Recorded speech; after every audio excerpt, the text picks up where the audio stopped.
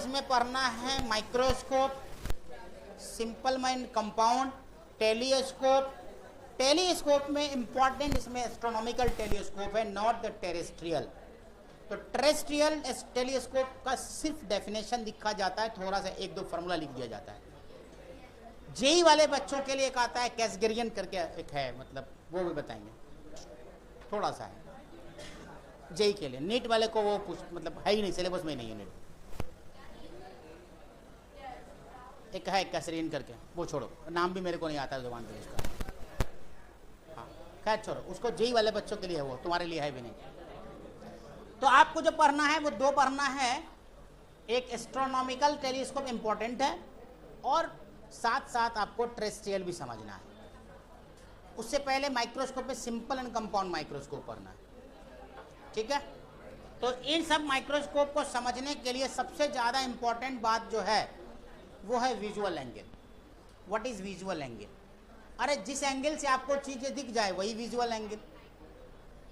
अरे वही होता है ना, जो विजुअल एंगल मतलब क्या है, पेड़ को तुम देख रहे हो, जितना दूर दिखा वही जो बना एंगल, वही विजुअल एंगल।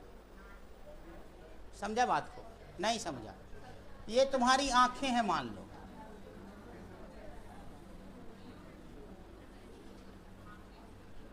ये तुम्हारी आंख, इस आंख के एक्सिस पर कोई ऑब्जेक्ट रखा हुआ है, सही है।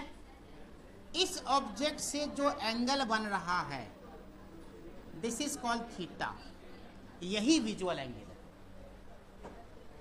इसको पीछे बढ़ा दो तो ये भी थीटा, और यहां से जो ये बना this is image on your retina, image on retina.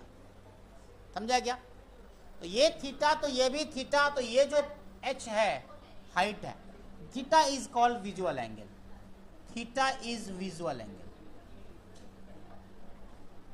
Visual angle क्या हो सकता है? छोटा और बड़ा हो सकता है।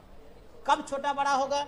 अगर मैं तुम्हारी आंखों से किसी वस्तु को बहुत दूर लेकर चला जाऊं, यहां लेके चला गया मान लो, इसी ऑब्जेक्ट को अगर दूर लेके चले जाओ तो तुम्हारा एंगल, विजुअल एंगल कहां पहुंच जाएगा? ये छोटा हो गया ना। हाइट बड़ा भी कर दोगे तो भी वही रहेगा, दूर जाओगे तो ऑटोमेटिक छोटा होता चला जाएगा। तुम खुद ही सोचो ना कि अगर तुमको कोई चीज नजदीक में है तो तुमको एकदम ऐसे करके देखना पड़ेगा, और दूर है तो ऐसे देखो, सिंपल रिलैक्स आई से, है कि नहीं? तो ये तुमको जैसे जैसे तुम आगे बढ़ोगे तो यहां भी इमेज क्या होगा? रिड्यूस्ड हो जाएगा। देखो ये जो इमेज बन रहा है ना, ये वाला इमेज इज रिड्यूस्ड।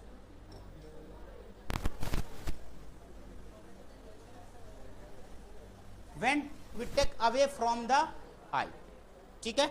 तो यहां पर लिख लो, डायग्राम बना लो दोनों से, दोनों वाला, और जो बातें एक दो बात है वो तुम लिख सकते हो। जल्दी से करो, हाँ ब्रेक ही होने वाला है। Size of object, like size of object as sensed by us is related to the जितना फास्ट लिखोगे बिना बातचीत किए उतना जल्दी बाहर जाएंगे। Size of object as sensed by us is related to the size of image, related to the size of image formed on retina, formed on retina. Next line में देखो, if object is taken away from the eye, if object is taken away from the eye, if object is taken away from the eye, visual angle theta is reduced, visual angle theta is reduced, and hence size of image is reduced, and hence size of image is reduced.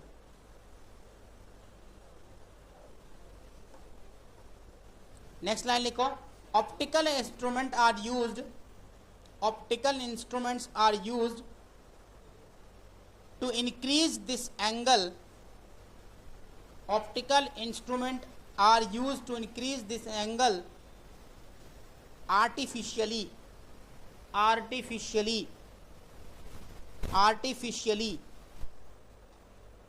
in order to increase the in order to increase the clarity, in order to increase the clarity of the object, of the object, of the object, of the object, of the object.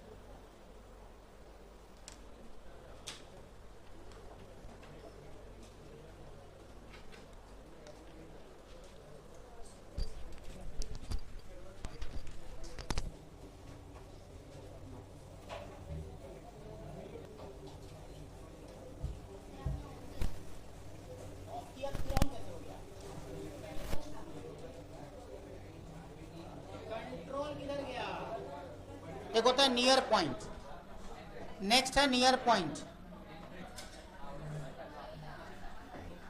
Near point, near point, near point क्या होगा? Near point का मतलब ये कि आप maximum किसी चीज को देखते हो जाए, यहाँ पर अगर आप ऐसे देख रहे हो तो आपको नहीं दिखाई देगा साफ साफ, आपको जरा जोर लगाना पड़ेगा आँख को, मतलब एक लेवल के बाद आपको बिल्कुल एकदम क्लियर कट दिखाएगा। That is called near point. अरियंट, अरियंट,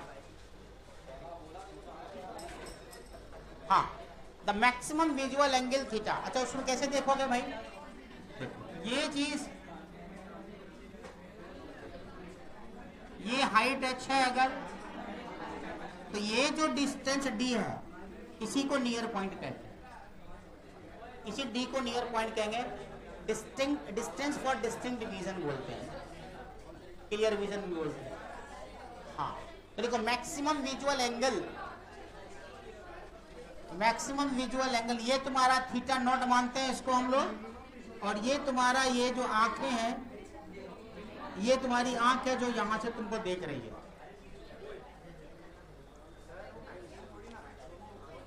सुपर ना लिखे ना, मैं दिखा रहा जो बात, अरे मैं मैक्सिमम वो थोड़े ना दिखा रहा हूँ बकलो लो, पहले पूरा बात तो सुनो, आधा बात। वो एक अमिताभ बच्चन एक मूवी में बोलता ही नहीं है, कोई पूछता है कि उसका वो कितना बड़ा था, किसी के बारे में पूछता है कितना बड़ा था, तो अमिताभ बच्चन बोलता है यूं यूं यूं यूं यूं यूं यूं ऐसे, तो सब लोग हंसने लगते हैं, बोलता है हाँ हाँ हाँ इतना बड़ा, वो तो मुर्गी है, मुर्गी का साइज इतना बड़ा होता है क्या? तो अमिताभ बच्चन बोलता है मैंने अभी दूसरा हाथ लगाया ही कहाँ है।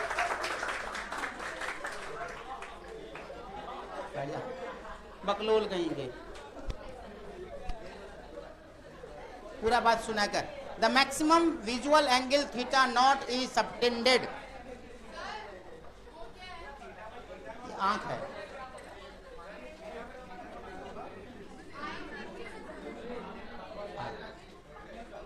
the maximum visual angle theta naught is subtended on the eye, on the eye.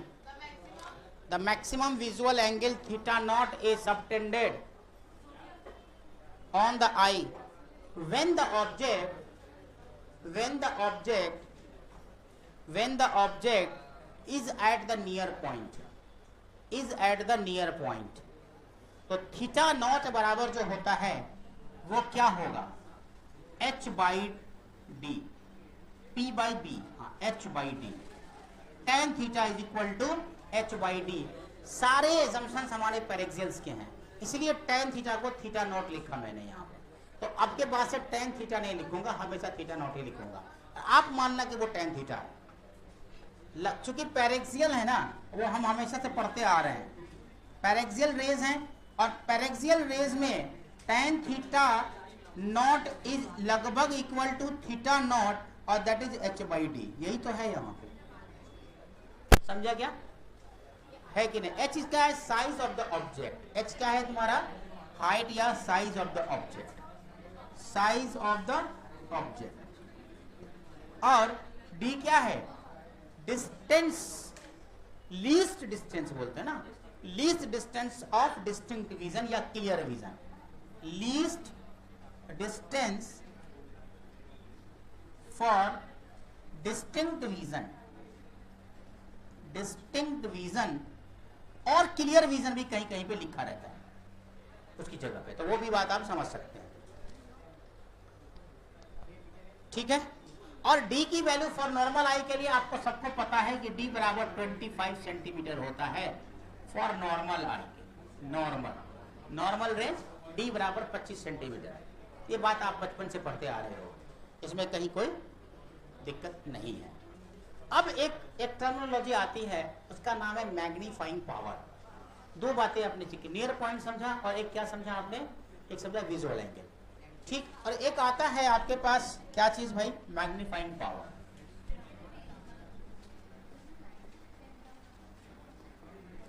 Magnifying power, magnifying. अब थोड़ा हल्ला कम करोगे तो ठीक रहेगा, हल्ला करोगे तो फिर गुलगुल्ला खिलाएंगे तुम लोग को। दिशान गौरी पता है, ऐसे बच्चे कोई इंप्रेस नहीं होता लाइफ में। इंप्रेस करने के लिए थोड़ा सुधर जाओ। MP Mahipalpur is equal to, मैं यहां क्यों हूं सर, मनी प्रॉब्लम। MP घर कहां है, महिपालपुर सर। MP सर, सुना है बोला, हाँ वही बोला मैंने। MP मतलब मैग्नीफाइंग पावर। ठीक है। मैग्नीफाइंग पावर या फिर यहां पर एंगुलर मैग्निफिकेशन भी कभी कभी इसका नाम दिया जाता है। तो ये भी याद रखिएगा, कहीं पर अगर एंगुलर मैग्निफिकेशन बोला जाए तो भी आप यही बात समझेंगे। ये माइक्रोस्कोप के कंडीशंस में आपको, टेलीस्कोप माइक्रोस्कोप की कंडीशन में ये सारी बातें आएंगी। तो MP बराबर क्या होता है, visual angle formed by the final image. Visual angle formed by the final image या visual angle when instrument is used. ऐसा समझ आया बात, नहीं समझ आया? जब ऐसा विजुअल एंगल, जब आप इंस्ट्रूमेंट यूज कर रहे हो, मतलब स्कोप, माइक्रोस्कोप या फिर लेंस इस्तेमाल कर रहे हो, तब जो विजुअल एंगल बन रहा है उसको हम लोग ऊपर रखेंगे। तो मैग्नीफाइंग पावर में लिखोगे visual angle formed bye final image. बहुत सारे जगहों पे बहुत सारी बातें लिखी रहती है, फाइनल इमेज, या फिर कहीं कहीं पे ये भी लिखा रहेगा visual angle when instrument is used. Instrument is used, समझा बात को? हाँ, फाइनल इमेज वही होगा जो इंस्ट्रूमेंट यूज करते हैं तब। डिवाइडेड बाई होता है visual angle with unaided eye. मतलब क्या हुआ अनएडेड आई का मतलब, when kept at a distance d, ये भी समझो, मतलब रिलैक्स आई के लिए। कुछ नहीं था तो कौन सा एंगल था, मतलब कोई इंस्ट्रूमेंट नहीं था तो आपका विजुअल एंगल क्या था, और जब इंस्ट्रूमेंट लगा दिया तो फिर विजुअल एंगल क्या हो, उसी का रेशियो क्या है, मैग्नीफाइंग पावर है। समझ में आया बात? तो यहां पे लिख लिए visual angle formed by object, visual angle formed by object, formed by object when kept at distance d, when kept at distance d। एक तो ये भी बात होती है, और कहीं कहीं पे देखो लिखा रहेगा अनएडेड आई, और अनएडेड आई लिखा रहता है, तो वो भी वही बात है, एक ही बात है। तो ये हो गया तुम्हारा क्या चीज, magnifying power with money problem. समझ आया? यहां तक समझ आ चुका होगा।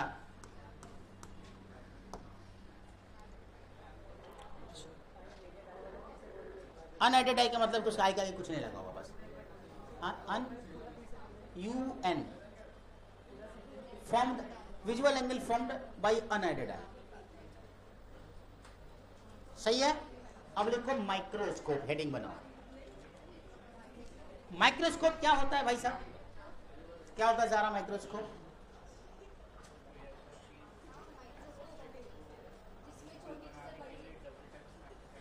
जो छोटी चीजें बड़ी देखती है, लेंस इस्तेमाल करके। कहीं देखा तुम्हारे घर में माइक्रोस्कोप?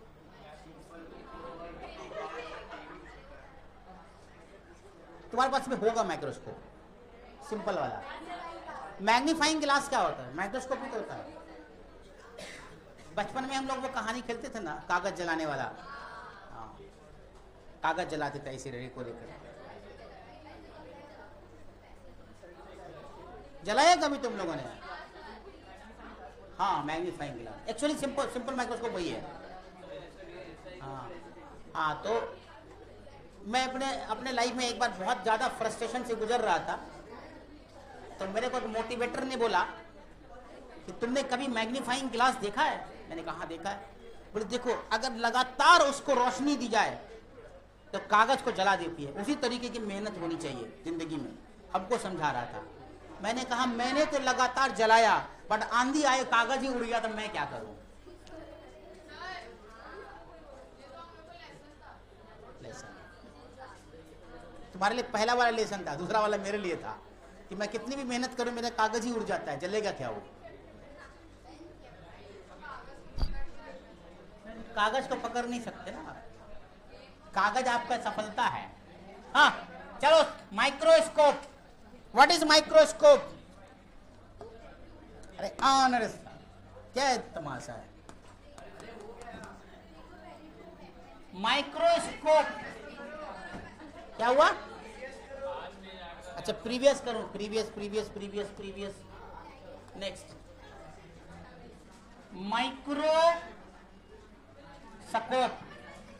माइक्रोस्कोप क्या होता है? हाँ, तो आपने बोला कि उसको मैग्नीफाइंग करने के लिए हम लोग इस्तेमाल करते हैं ऐसा इंस्ट्रूमेंट जो हमें छोटी चीज़ों को बड़ी दिखाए, है ना? जैसे बैक्टीरियन वायरस को माइक्रोबायोलॉजी इसलिए हम पढ़ते हैं, माइक्रोबायोलॉजी में हम पढ़ते हैं बैक्टीरियन वायरस को, शैवाल को, एल्गी को, क्या क्या चीज़, कवक को, फलना निमकाना चीज़ों को देखने के लिए हम लोग माइक्रोस्कोप लगाते हैं और आई से देखते हैं। वो चीज़ें बिल्कुल छोटी होती है और हम उसको क्या कर पाते हैं, बड़ा करके देख पाते हैं। और उसी क्रम में सेल का आविष्कार भी हुआ था। रॉबर्ट हुक 1665 में सेल का आविष्कार 1665 ईस्वी में किया था, है ना? माइक्रोस्कोप 1665 में आया था, ये सेल को का डिस्कवर हुआ था। जो भी है, क्या बोलते हैं वो, ल्यूवन हॉक, क्या नाम था? रॉबर्ट, जो भी नाम, हाँ वही तो मैं बोल रहा हूँ। थोड़ा थोड़ा याद है, 30 साल पहले का कुछ याद है दिमाग में, कम बड़ी बात थोड़े ना है। बायोलॉजी याद है साला मैथ के स्टूडेंट को, कम बड़ी बात थोड़े ना है। क्या जी, बायोलॉजी याद है मैथ के स्टूडेंट को, ये कम बड़ी बात, अचीवमेंट नहीं है। अगला बायो ही पढ़ाने वाला हूं मैं, फिजिक्स के बाद। Microscope, it is an instrument, लिखो, a microscope is an instrument, a microscope is an instrument, a microscope is an instrument used to see the objects, used to see the objects, used to see the objects are too small, are too small. Which are too small to be seen. A microscope is an instrument used to see the object which are too small to be seen by the naked eye, to be seen by the naked eye. और ये जो होता है वो दो तरीके का होता है। एक तो आपका होता है सिंपल माइक्रोस्कोप, सिंपल माइक्रोस्कोप, और दूसरा होता है हमारे पास कंपाउंड माइक्रोस्कोप। तो कंपाउंड एंड सिंपल दोनों पूछा जा सकता है आपको। मुझे बोर्ड में पूछा गया था कंपाउंड माइक्रोस्कोप, मेरा जब बोर्ड का एग्जाम हुआ था, मेरे बोर्ड के एग्जाम में कंपाउंड माइक्रोस्कोप का सचित्र वर्णन करे पूछा गया था, पिक्चर के साथ, डायग्राम के साथ। माइक्रोस्कोप भी बनाना था, उसका रे डायग्राम भी बनाना था, दोनों केस भी डिफाइन करना था, सिर्फ 4 नंबर के सवाल में। हाँ, माइक्रोस्कोप है ना, कितना अच्छा लिखा मैंने, माइक्रोस्कोप देखा। हाँ, तो सिंपल माइक्रोस्कोप का हेडिंग बनाओ भाई आप लोग। What is simple microscope? Simple microscope में एक सिंगल सा लेंस होता है। हंसने से माइक्रोस्कोप नहीं सीखोगी। Simple microscope, simple microscope. Aryan, समझ आ रही बात? माइक्रोस्कोप किसको कहते हैं, है ना? कभी कभी टेलीस्कोप भी यूज करते हैं हम लोग, दूरबीन भी यूज करते हैं। कब दूरबीन तुमने कब यूज किया जीवन में? मैंने 2 बार यूज किया अपने जीवन में, दोनों बार चांद को तारीख बदल जाएगी। चलो, सिंपल माइक्रोस्कोप में आप आते हैं हम लोग,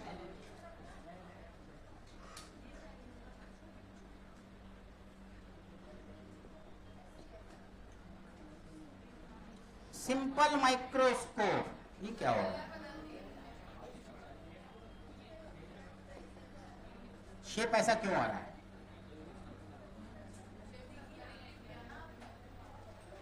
ये वाला ले लें। कलर क्यों चेंज हो रहा है? हाँ।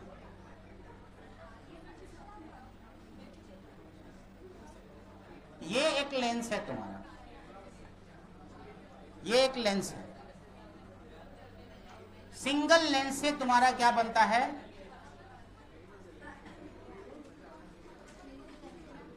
ये देखो, सही है।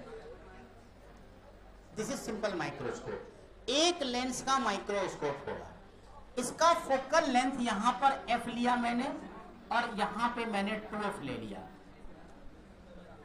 अब क्या होगा कि हमने रखा ऑब्जेक्ट को यहां पे, ऑब्जेक्ट को रखेंगे तो ये जाएगा यहां, सिंपल सी बात है कि ये जाएगा यहां, ठीक है, और ये जाएगा फिर अपने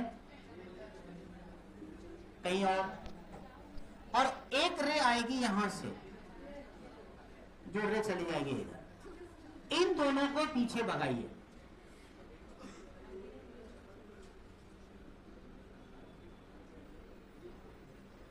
this is called your image. आपका ये इमेज बन रहा है। यहां पर ये क्या है भाई साहब? ये थीटा है। और आपकी आंखें कहां हैं? इस जगह पे। आपकी आईज इधर है, जहां से आप देख रहे हो, ठीक है। और इसी के साथ एक डायग्राम जो तुम अक्सर बनाना तुमको चाहिए, वो ये वाला डायग्राम है जो तुम बना सकते हो। ये चीज H0 मानते हैं इसको अपन, इसको थीटा नॉट, इसको D, इसको D में बड़ा वाला D लेते हैं, और यहां पर तुम्हारी आंखें हैं।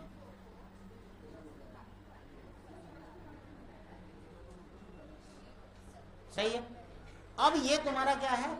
ये हो गया सिंपल माइक्रोस्कोप। ये क्या हो गया? Simple microscope. ये जो डिस्टेंस है, ये डिस्टेंस u है, और ये डिस्टेंस क्या है? v। u और v, ठीक। यहां से आप क्या लिखोगे? आपको निकालना है मैग्नीफाइंग पावर। तो मैग्नीफाइंग पावर का फॉर्मूला आपको पता है क्या है? Visual angle by aided instrument और विथ अनएडेड आई, मतलब थीटा और थीटा नॉट। अरे समझा कि नहीं? यहां तक समझ आया? अय्यून से समझा क्या लिखा मैंने? थीटा क्या है? वो विजुअल एंगल है जब आप इंस्ट्रूमेंट के साथ देख रहे हो, और थीटा नॉट कौन सा? वो विजुअल एंगल है जो बिना इंस्ट्रूमेंट के आप देख रहे हो किसी भी चीज को। तब आपके पास जो थीटा बाय थीटा नॉट है वो क्या निकलेगा? तो थीटा बराबर क्या निकलेगा सो बताओ मुझे। यहां से क्या बात लिख सकते हो? थीटा नॉट बराबर, थीटा बराबर कितना? एक तो एच आई बाई वी भी होगा, H I upon V. H I क्यों लिखा मैंने? क्योंकि हाइट ऑफ इमेज है ना, और यही बराबर हो जाता है तुम्हारे पास H naught by V U का। ये किसके बराबर है? एच नॉट बाई यू है कि नहीं? जरा गौर से देख, दोनों सिम के लिए थीटा दोनों के लिए हमारे पास सेम आ रहा है। और थीटा नॉट बराबर क्या है? H O by D. तो आपके पास जो मैग्नीफाइंग पावर आता है वो theta naught by theta naught है। तो H naught by U into क्या? D by H naught. H naught से एच नॉट कटा तो एमपी इज इक्वल टू बच गया D by U. This is your magnifying power. ये आ गया तुम्हारा मैग्नीफाइंग पावर। अब बात करेंगे दो केस में। पहले इसको इतना लिखो तुम लोग। First case is case 1। Case 1 में आपको आएगा when image is formed at infinity. अरे ध्यान दे कि जब किसी लेंस में फॉर्म इन्फिनिटी पे बनता है, इसका मतलब यू कहां पे होना चाहिए? फोकस पे। कन्वेक्स लेंस में अगर एफ यू यहां पे है तभी तो इमेज इधर बनेगा इन्फिनिटी पे। कुछ यही कंसेप्ट था ना हमारे पास। तो इसका मतलब यह है कि आपका u क्या होना चाहिए? इन्फिनिटी। सॉरी, u कहां होना चाहिए? f। और v कहां होना चाहिए? इन्फिनिटी। समझ में आया? तो यहां पर आपको फॉर्मूला क्या है लेंस वाला? 1/v माइनस 1/u बराबर 1/f। यहां से भी तुम देखो, एक तो ये इससे डायरेक्टली तुमको आ गया u बराबर f, v बराबर इन्फिनिटी। और अगर नहीं मालूम है तो भी 1/u उल्टा 1/v माइनस 1/u बराबर 1/f। तो ये 1/v क्या है? 1/इन्फिनिटी minus 1/u is equal to 1/f। तो u बराबर f आ रहा है कि नहीं आ रहा है? माइनस हटा दो, क्योंकि u यहाँ पे भी जो लेंस में भी जो u लोगे तो तुम इधर ही लोगे ना, इसीलिए तो वो माइनस माइनस प्लस हो जाएगा अपने आप। नहीं समझ आया ना? बस यही चीज लो ना, अगर टेंशन है तो वो मैंने पहले ही लिख दिया 1/1 माइनस u। ठीक है, तो u बराबर यहां से भी आपको क्या मिल गया? f मिल गया। मतलब अगर v इन्फिनिटी पे है तो u f पे है। अब अगर u f पे है तो आपका mp क्या होगा?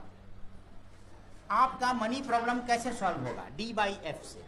d/f से मतलब d/u होता है ना, तो ये क्या लिख दोगे? d/f लिख दोगे। एक कंडीशन में d/f होगा। अब हमेशा के लिए इस रिजल्ट को याद रखना कि अगर इनफाइनाइट पे बन रहा है तो आपका फोकल लेंथ पे होगा। फिर अगेन जब कंपाउंड माइक्रोस्कोप में आएंगे ना तो यही कंडीशन आएगी एक बार फिर से, d बराबर है d/fe हो जाएगा वहां पे।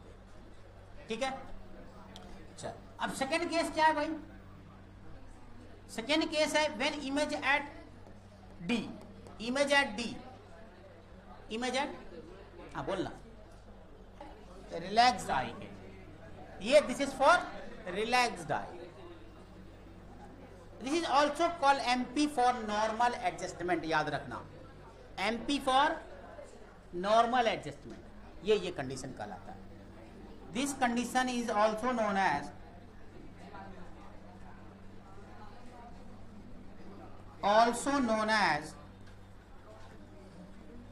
Normal adjustment.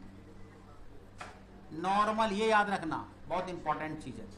Normal adjustment, normal adjustment. अरे समझा? चल आगे चलते हैं, यहां तक आप कर चुके हो। अरे लिखा हुआ ना पहले से, तो आखिरी वाला एक लाइन बचा हुआ बस। Case 2, if image at is at d,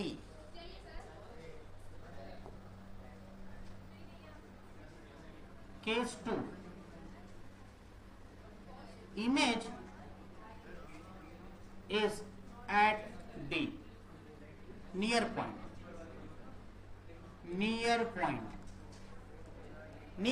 पे होगा अगर, तो क्या करेंगे हम? नियर पॉइंट पे तो v बराबर क्या लिखोगे?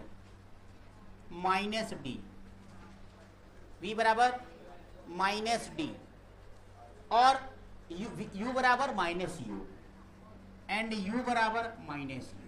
यहां से आप क्या लिख सकते हो? फोकल लेंथ वाला फॉर्मूला लिख लो, क्या आता है? तो u की वैल्यू से क्या निकल जाएगी आपको? mp बराबर d/u। तो 1/u की वैल्यू निकाल लेते हैं, उसे आ जाएगा अपने को। तो 1/-d -1/-u बराबर 1/f। समझा?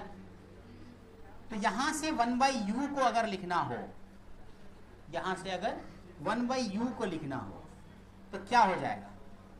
एक तो माइनस माइनस प्लस है ना, तो ये तो 1/u रह गया, इधर जाएगा तो 1/f प्लस 1/d, ये आ गया तुम्हारा 1/f प्लस 1/d। अब इसको क्या करोगे? d mp निकाल दो डायरेक्टली यहां से। mp is equal to, magnifying power जब आप निकालोगे तो आपके पास फॉर्मूला है 1d, तो d इंटू 1/u है, तो d 1/u की जगह 1/d प्लस 1 बाई एफ, सही है ना। तो यहां से मैग्नीफाइंग पावर आप लिख सकते हो 1 प्लस डी बाई एफ, ये चीज, यही तुम्हारा इंपॉर्टेंट फॉर्मूला है। ध्यान देना कि एम इन्फिनिटी जो है वो लेस है एम पी एट डी से, ध्यान दे दो है कि नहीं है। वहां डी बाई एफ है, यहाँ D 1 plus D by F है, तो ग्रेटर हो जाएगा M infinity is less than M P at D. समझा गया? आसान चीजें थी, इसमें कहीं कोई tension. Microscope, compound microscope, heading compound microscope, लगता टेलीस्कोप आज नहीं हो पाएगा। कंपाउंड माइक्रोस्कोप लिखो तो पहले लिख लो, 4-5 लाइन लिखा देते हैं। It consist of 2 convergent lens, it consist of 2 convergent lens, it consist of 2 convergent lens, 1 and 2 lens, चल लिख, 2 convergent lens of short focal length, of short focal length and aperture, and apertures, and apertures, and apertures, arranged coaxially, arranged coaxially, arranged coaxially,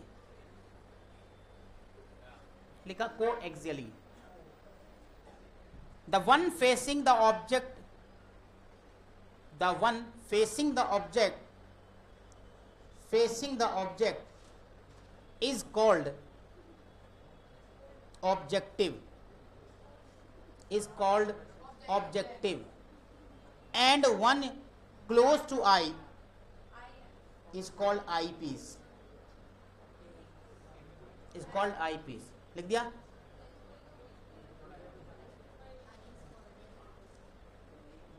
The one facing the object is called objective and the one close to eye is called eyepiece। ठीक है? 11th के exam में आप लोग को board में ये वाला क्वेश्चन पूछेगा, अभी जो एग्जाम होने वाला है, इसलिए थ्योरी लिखाया मैंने। 11th का मार्च में एग्जाम है ना आप लोग का बोर्ड का, उसमें ये क्वेश्चन आएगा। हाँ? ऐसे ही एक क्वेश्चन फेवरेट क्वेश्चन सबका, इसीलिए लिखो objective has a small aperture and a smaller focal length, objective has a small aperture and a smaller focal length, objective has a small aperture and a smaller focal length, objective has a small aperture and a smaller focal length than those of eyepiece, than those of eyepiece, than those of eyepiece. For normal adjustment, for normal adjustment, for normal adjustment, eyepiece is so adjusted that, for normal adjustment, the eyepiece is so adjusted that, so adjusted that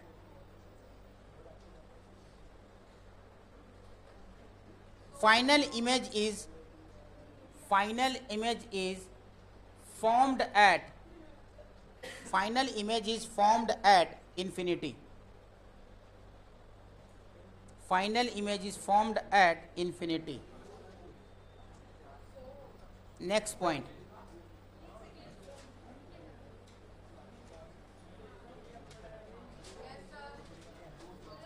the position of the eyepiece is, the position of a eyepiece can also be, the position of eyepiece can also be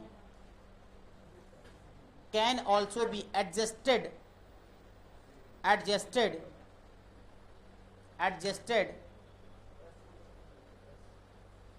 in such a way that, in such a way that final image is at near point, final image is at near point for maximum magnification, for maximum magnification, क्यों छोड़ दिया तुम? For maximum magnification. यहाँ भी दो case तुमको बता दिया गया दोनों पॉइंट में, एक तो नॉर्मल एडजस्टमेंट के केस में और एक नियर पॉइंट पे मैक्सिमम मैग्निफिकेशन के लिए। अब इसका डायग्राम कैसे बनता है, फर्स्ट केस के लिए हम केस 1 के लिए पहले देख लेते हैं। केस 1 मतलब नॉर्मल एडजस्टमेंट। कंपाउंड माइक्रोस्कोप, एक सिंगल माइक्रोस्कोप का एक डायग्राम बना के भी हम बता सकते थे, लेकिन मैं दोनों का अलग अलग बताऊंगा। केस 1 के लिए नॉर्मल एडजस्टमेंट आता है। Case 1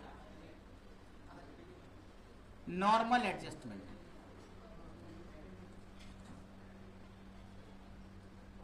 normal adjustment. अब ये नॉर्मल एडजस्टमेंट किस तरीके से होगा उसको देखते हैं, ठीक है। डायग्राम कैसे बनाए भाई? डायग्राम बनाने के लिए आपको ऑब्जेक्टिव और आई लेंस ना, आई पीस का एपर्चर बड़ा है, शायद फोकल लेंथ बड़ा है, तो इसका लेंस भी बड़ा होगा, है ना, ये लिखा ना।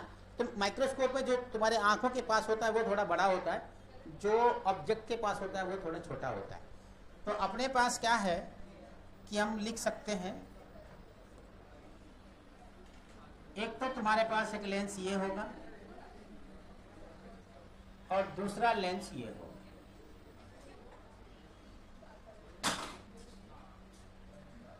ये लेंस, दो लेंस है, दोनों बोलाएगी कोएक्सियली है।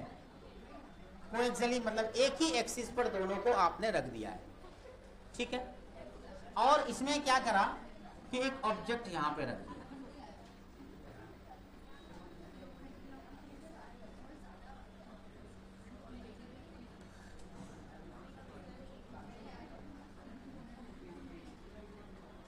एक ऑब्जेक्ट रख दिया तुमने। ये ऑब्जेक्ट जो तुम्हारा है, एक रे ऐसे आएगा, एक रे ऐसे आएगा, ठीक है, और यहां पे एक इमेज बनाएगा।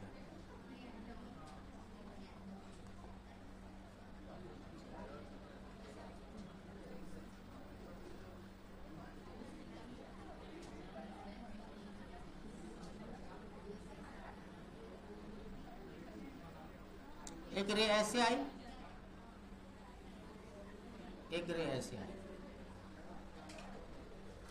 ये है माइक्रोस्कोप। अभी भी तुमको एक बात मैंने बोला था वहां पे ना, ये ड्रामा देख, इसमें ड्रामा मैं क्या करता हूं वो देखो, वैसे मैं कर देता हूं। चलो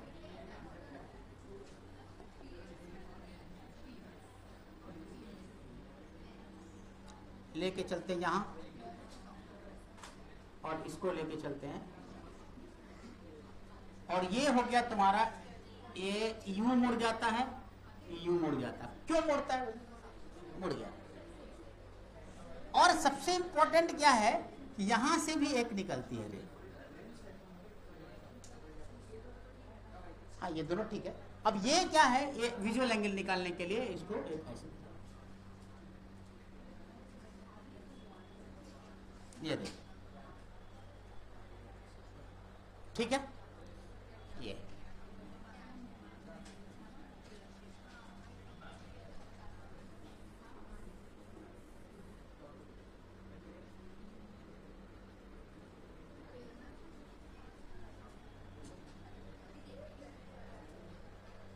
यहां से तुम्हारा बन जाएगा इमेज किधर भाई? इन्फिनिटी पे, नॉर्मल एडजस्टमेंट के केस में इन्फिनिटी पे। और यहां पर आपकी आंखें हैं,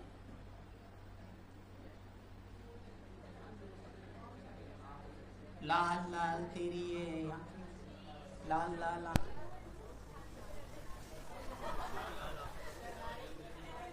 ये क्या हो गया यार?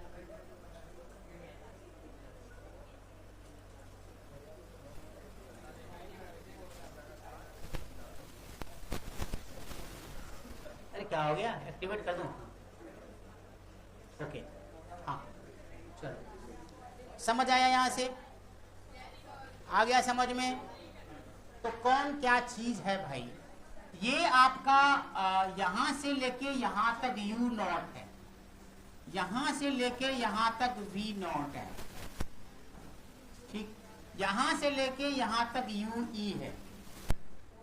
ये चूंकि I वाला है, I, और ये तुम्हारा ऑब्जेक्टिव है, this is objective and eyepiece, objective and eyepiece. इसको तुमने एच माना, इसको तुमने एच डैश माना, ये एंगल थीटा है, विजुअल एंगल, और यहां पे टकराया तो ये एफ ओ है, ये एफ ओ है, ठीक। और यहां से लेके यहां तक वी नॉट है, सही है ना? आया समझ में? डायग्राम इजी है, कोई दिक्कत नहीं है, खाली ये इस बात को पहचाना रहता है आदमी को बस।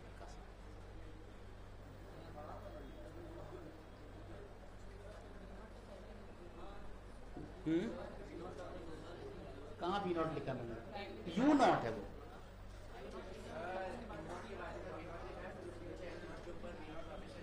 कहाँ पे वहाँ? अच्छा वही चीज को लिख दिया, चलो ना, क्या दिक्कत है, हटा दो। हाँ ये यू ही है, 2 बार लिख दिया, उसको कोई दिक्कत नहीं है, चलो। Image at infinity, image at infinity, ये बात आपको याद रखनी। इमेज कहां बन रहा है हमारा? इंफिनिटी पे बन रहा है। इमेज कहां बन रहा है? इंफिनिटी पे बन रहा है।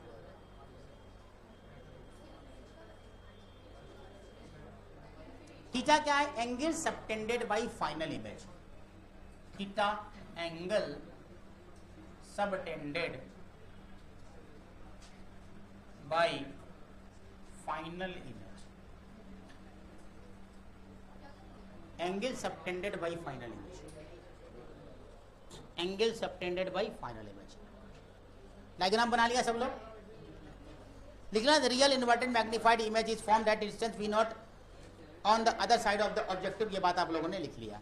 अब क्वेश्चन, फाइनल इमेज कहां बन रहा है? एट इंफिनिटी बन रहा है, ठीक है। अब ये अगर एक क्वेश्चन लिखो, the image formed by an objective of compound microscope. Question लिखो, the image formed by an objective of compound microscope, the image formed by an objective of compound microscope is A में virtual and diminished, virtual and diminished, virtual and diminished, virtual and diminished। B में लिखो real and diminished, real and diminished, real and diminished। C में लिखो real and enlarged, real and enlarge, real and enlarge. D में लिखो virtual and enlarge, virtual and enlarge. सी जेई 2003। हाँ, कभी कभी जेई भी मजाक करता है बच्चों के साथ, बोले ले 4 नंबर फ्री का। 4 गलती हुआ होगा ना, तो इस 4 + -0 करने के लिए इसने ये सवाल पूछ लिया। अब लोग केस 2 में final image is at D. दूसरा केस अपन देखते हैं कि क्या आता है। इसी को रहने देते हैं, इसी को मिटा देते हैं, है ना?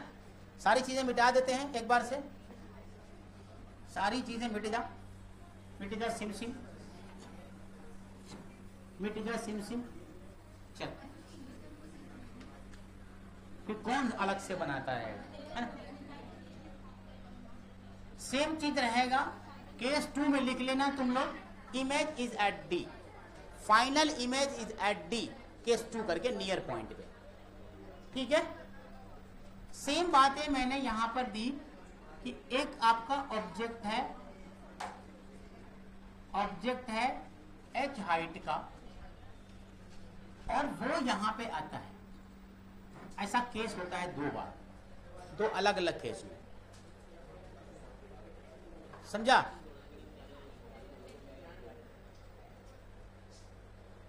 एक्चुअली ऐसा क्यों होता है वो बताता है तुमको। एक तो तुमने एक फिक्स्ड पॉइंट पे तुमने आई पॉइंट और लेंस रख दिया, 2 लेंस रख दिया आपस में। तो एक बार तुमने जब एक सेटअप लिया तो उस सेटअप पे तुमने देखा कि तुम्हारा इमेज इन्फिनिटी बन रहा है।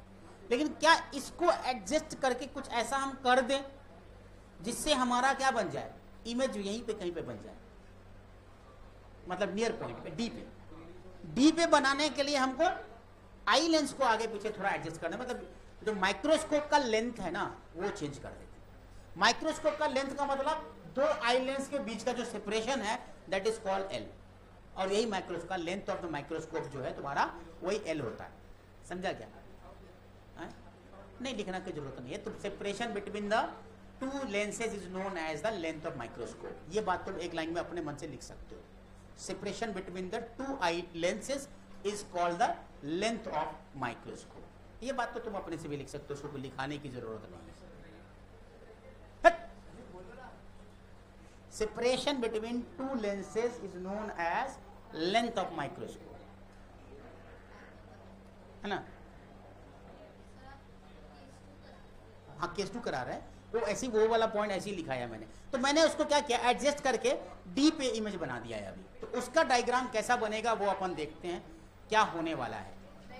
यहां से एक इमेज बनाया मैंने, वापस से मैग्नीफाइड इमेज बनाया मैंने,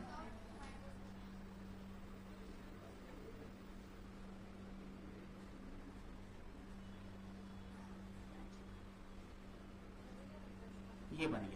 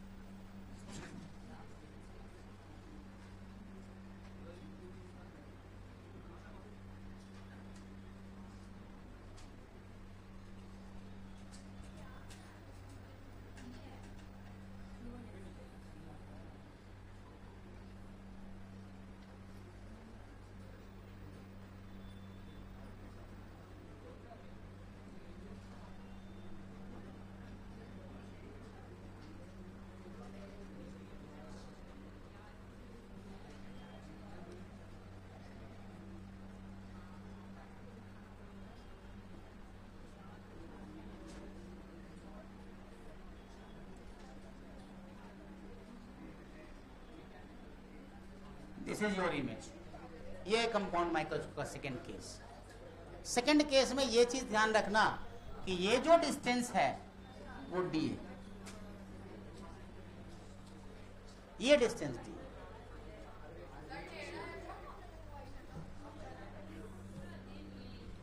बस यही सब डाउट रहता है कि सर ये टेढ़ा है पर मेरा है। ले और अच्छा से बना डी।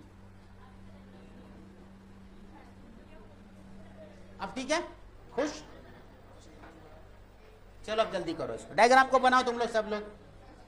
बाकी सारी बात बराबर H by D, H by U E and theta naught बराबर H by you.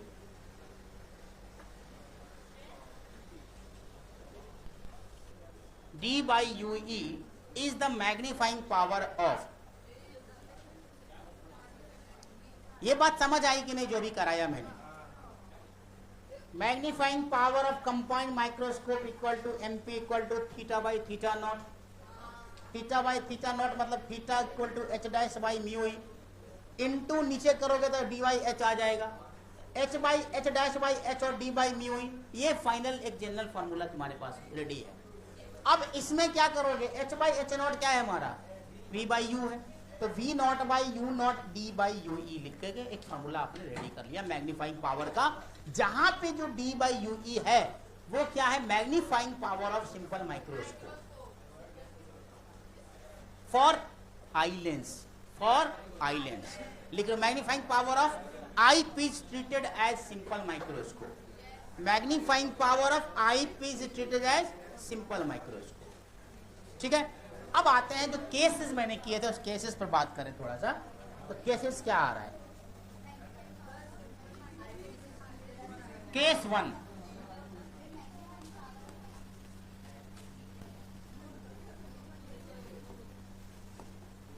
Case one में क्या था आपका, केस 1 में क्या था, इमेज एट इंफिनिटी, है ना? Image for image at infinity. अब मैग्नीफाइंग पावर कैसे लिखोगे इसके लिए, V naught by U naught, M P बराबर V naught by U naught D by F E. क्या ये लिख सकते हैं? इन्फिनिटी पे जब बनेगा इसका मतलब ऑब्जेक्ट कहां पे है? फोकस पे, है ना। मतलब जो यूई है ना वो क्या है? एफ है। यूई का है? एफ है। समझा क्या? These all are talking with each other. No one is interested to study with the microscope. Harshita, आगे वाला कभी पीछे वाले को डिस्टर्ब नहीं कर सकता है। तो तू गाना गा, मुड़ मुड़ के ना देख, मुड़ मुड़ के। हाँ, ये आ गया। और लेंथ ऑफ ट्यूब कभी कभी पूछ देता है, लेंथ ऑफ ट्यूब। तो L इज इक्वल टू मतलब length of microscope. Length of microscope क्या होगा बताओ तो मेरे को, सोच के बताओ। V naught plus U E, V naught plus U E, this is length of microscope. गौर से देख, डायग्राम में यही आ रहा है अय्यून, इसलिए तुमको समझ नहीं आता है। You are not concentrating here. मत दो, मेरा क्या जाता, तुमको अगर कुछ नहीं आता। हाँ, अब दूसरा केस क्या है भाई? नियर डिस्टेंस डी पे, डिस्टेंस डी पे, डिस्टेंस डी पे, डिस्टेंस डी पे। केस टू,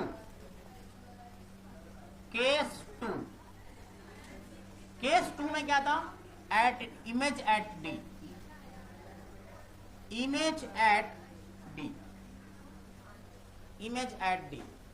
जितना ज्यादा कंसंट्रेशन चाहिए था, कंसंट्रेशन चाहिए था आप लोगों को, आप लोग दिए नहीं इस टॉपिक पे।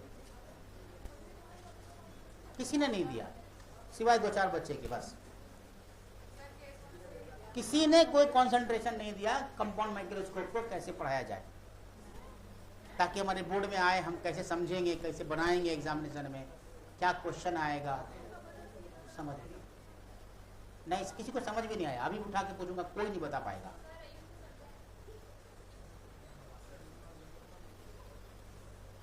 क्योंकि मकसद पढ़ाई है ही नहीं, है ही नहीं। तुम लोग का टाइम पास यहाँ पे सिर्फ मकसद। खैर ये लोग तो खत्म है पूरा, इधर से सब, सबका बुरा हाल हो। पढ़ती नहीं तुम लोग, लगातार तुम मुखिया बनी हुई है। मुखिया समझती हो ना? येलो येलो येलो लाइट,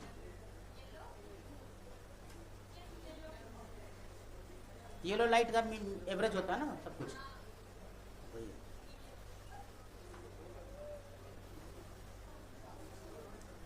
इसको बोलते हैं हमारे गांव में बांक, लोला। लेट सेकंड केस, VE बराबर D, VE बराबर D हो जाएगा यहाँ पे। VE बराबर D, आई लेंस से ऑब्जेक्ट कहां पे है वो D माना मैंने।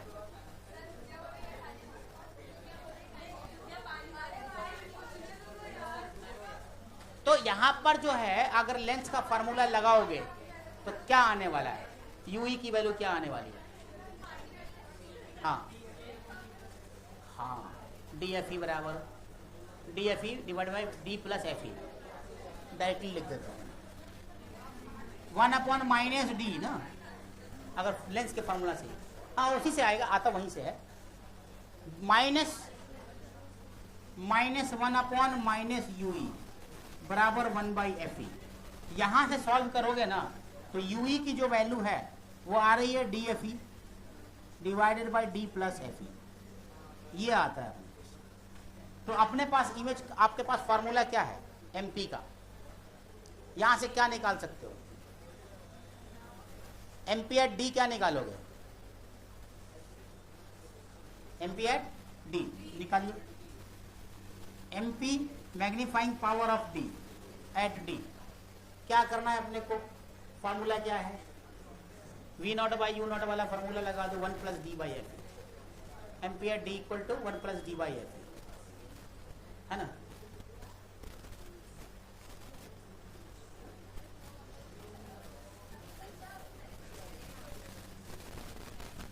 Not by U naught 1 plus D by ये आ गया आपका फॉर्म। करते रहो कैलकुलेट बैठकर। लेंथ क्या होगा इसका? M P T V naught U naught 1 plus D by F E, है ना। लेंथ क्या होगा? V naught plus U E. Length क्या होगा? ये देखो, इस पे क्वेश्चन आएगा, इस वाले पे क्वेश्चन आएगा। डी एफ ई बट्टे डी प्लस एफ ई। अभी दूंगा मैं इस पे एक सवाल, डी प्लस एफ ई। तो ये था सेकंड केस तुम्हारा। लेंथ ऑफ माइक्रोस्कोप आपका निकल गया, लेंथ ऑफ माइक्रोस्कोप आपका निकल गया।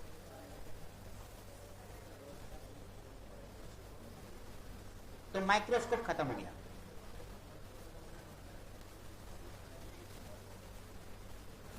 हाँ, टाइम हो चुका है। मुझे भी कोई जल्दीबाजी नहीं है तुम लोग के लिए, इतना भी मैं खुश नहीं हूं कि लगातार पढ़ाता रहूं। I am not so much happy कि आप लोग को लगातार पढ़ाता रहूं। क्या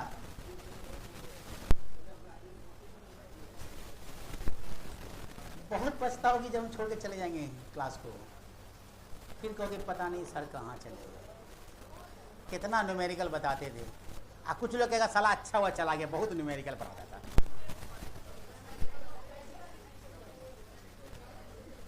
कोई ठिकाना है मेरा,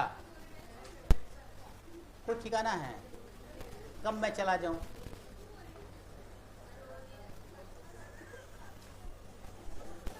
अयून और अबू तालिब जो है ना, मेरा फेवरेट स्टूडेंट है। हम चाहते हैं कि दोनों को जो है, एक को एम्स दिल्ली और एक को एम्स जोधपुर में जरूर देखें। नजदीक में है ना तुम्हारा एम्स, लड़कियों के लिए बगल में है एम्स जोधपुर में। लिख तो एक क्वेश्चन, एक compound microscope has magnifying power of 32, has magnifying power of 32, and MP of eyepiece is magnifying power of eyepiece is, and magnifying power of eyepiece is 4. Then the magnifying power of objective is, then the magnetic power of objective is कितना होगा? बोलिए जल्दी से। 8। अरे कुछ नहीं है, तो देखो फॉर्मूला ही से साफ साफ दिख जाता है। एम ओ और एम ई, टोटल एम बराबर M0 मतलब एम नॉट और एम ई। ऑब्जेक्टिव है ना, एक ऑब्जेक्टिव का है, एक आई पीस का। वही ना होता है combination, M1 M2 M3 M4 multiply करते जाते हैं, वही तो है यहाँ पे। ये तो 32 दे दिया है, एमओ दे दिया है क्या? एमओ दिया है क्या? आई पीस दिया है, तो एमओ निकालना है। आई पीस 4 दे दिया है, तो एमओ बराबर क्या होगा? 32/4। देख तो कितना अच्छा नीट टाइप सवाल आंसर आ गया। नीट टाइप सवाल है ये, नीट। जेई वाले को इतना आसान नहीं पूछना चाहिए। इतना आसान पूछेगा 4 नंबर तो आ ही जाएगा नहीं। जेई वाले पे जुल्म नहीं करेगा तो जेई इंजीनियर ज़्यादा अच्छे होते हैं ना मार्केट में, इसीलिए। इंजीनियर अच्छे नहीं बनेंगे तो डॉक्टर अच्छा काम कैसे कर पाएगा? अच्छी टेस्ट रिपोर्ट कौन निकालता है? मशीन कौन बनाता है? इंजीनियर।